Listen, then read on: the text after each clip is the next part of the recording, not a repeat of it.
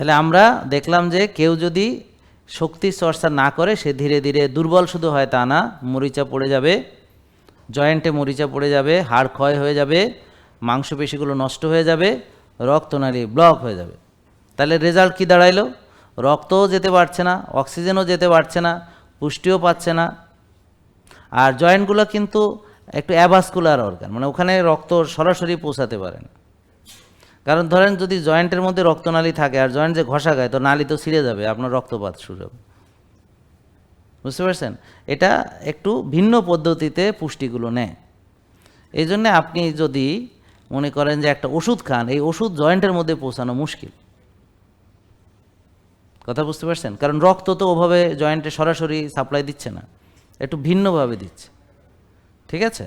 তো এই জন্যে এইটার মোবিলিটি লাগবে, এটাকে আপনার পাম্প করাতে হবে, এটাকে ঘুরাইতে হবে, এটা নাড়াইতে হবে।